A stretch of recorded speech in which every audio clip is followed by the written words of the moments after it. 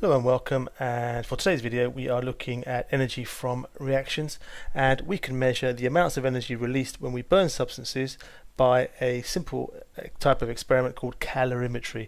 And this involves burning a substance, usually a food or a fuel, or that's the two we're going to look at in this case, and measure the amount of energy that comes off by heating some water. So what we do very simply is take our food sample, so in this case it's a snack, a crisp, it's actually a what's it, and we burn the food sample and we make sure that the heat, or as much of the heat as possible, goes to the water in this boiling tube. In the boiling tube we also have a thermometer, and that will measure the temperature rise. So we can do this either with a glass boiling tube like this, or we can use a metal container like this one over here and measure the temperature rise and use that temperature rise as an indication of how much energy there is in that food.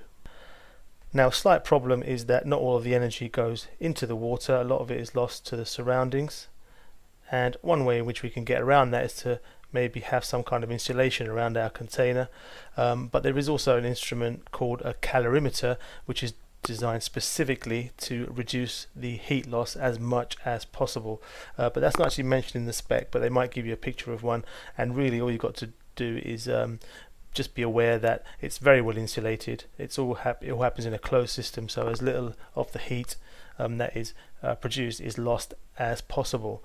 Okay, so this is a simple experiment, and you can imagine that we could probably try out different types of food and work out which one contains the most energy. So here I've got some data for a peanut, a crisp and a biscuit, and we've got the start temperature of the water and the end temperature, and we could very simply fill out the temperature change. I've done it here for you. So it's 10 for the peanut, 7 for the crisp and 9 for the biscuit, and you can see, because we've got the same amount of food in each case, very important if we're going to do our comparison, we've got the same mass of food for each example, so we can see that the peanut releases the most amount of energy because it's caused the biggest temperature change in the water. Now, if we were to take it to the next level, we can actually calculate the amount of energy based on that data that we have, and for that we need an equation, and the equation looks a bit like this. It says energy released is the mass of the water times specific heat capacity of the water times the rise in the temperature. Now, by specific heat capacity of the water, in this case we mean the energy needed to raise the temperature of 1 gram of water by 1 degrees centigrade, and this will be given to you in the exam. It's actually 4.2, but this is not something that you need to memorize. The questions I've seen so far on this have given you this equation. The other way they might show it is Q equals M times C times delta. That triangle means delta, or change in temperature. That's the other way, and this is the way it's actually mentioned in the spec, so I suggest it might be worth you being familiar with the letters here and what they mean, and they're given in the written version above. Another important thing is the unit of each of these. So the energy release is going to be in joules, capital J for the abbreviation, and that should actually be a small j for when it's written out. Mass of water is in grams, specific heat capacity is in joules per gram degrees centigrade, and the rise in temperature, that's the temperature measurements, that's going to be degrees centigrade. Okay, so how could we work out the energy released, for example, by the biscuit? We would just have to plug in the numbers into our equation, and so therefore what we have is the mass of water, which is given as 25 grams. So it's 25 times the specific heat capacity of the water, which we have as 4.2, that's given, and the rise in temperature. So for the biscuit, the rise in temperature is 9. So we plug in this into our calculator, and we get a value of 945, and remember we're measuring energy, so it's joules, and there's your answer. Now you could probably work out the other two and do the answers for yourself. In fact, let me do that for you. But before I do that, you might want to pause here and have a go yourself, but if not, here are the answers for the other two. So there they are, there's the answers for the other two. Hopefully I've calculated those correctly. Now the other thing about this experiment is that it doesn't always actually go to plan, because there are a few possible errors that can happen, and those are the following. In this case, or the type of experiment we've done here, there's a lot of heat loss to the surroundings. So as we said before over here, we said that a lot of that heat loss or a lot of heat is lost to the surroundings, and not all of it goes into the water. Not all of the food or the fuel that you're burning burns away. Some of it is left behind and not completely burnt. It's important that the water is stirred so that you spread or distribute the heat evenly throughout the water, and some of the energy from the burning food actually heats the container and not the water. So these are possible sources of error when you do an experiment like this. Now, the other thing we said we could do was not measure the energy from food, but measure the energy from a fuel. And the way you might do that is to have a set of apparatus like this. What we've got is an extra dimension. We are burning the fuel on a balance to measure the mass, and that way we can know the amount of fuel that we burnt in this experiment, as well as the other data as well. So the balance will help us measure the amount of fuel. And why is that important? Well, that can help us to calculate the energy in a comparable way, which is energy per gram. So here's a question. It says calculate the energy released per gram of this fuel.